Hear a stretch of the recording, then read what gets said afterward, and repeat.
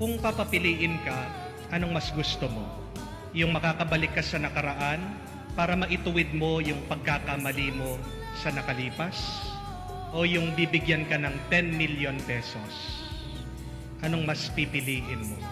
Kung ako po ang tatanungin, kukunin ko na yung 10 million pesos. Bakit? Kasi una, napaka-imposible pong magbalik sa nakalipas para itama mo o baguhin mo yung iyong pagkakamali. Mas malaki ang tsansa mo na manalo ka o makakuha ka ng 10 milyon kesa sa magbalik ka sa nakalipas at burahin mo ang iyong nakalipas. Mas delikado pa nga kung ikaw ay babalik sa nakalipas, babaguhin mo ang iyong nakaraan. Dahil pag ginawa mo yon, buburahin mo din ang iyong pagkatao. Ito po ang pakatandaan natin, na kung sino tayo ngayon, ito ay dahil sa ating nakalipas.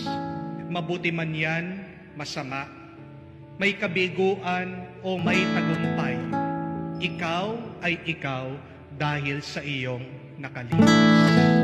That is why do not wish to change anything in your past.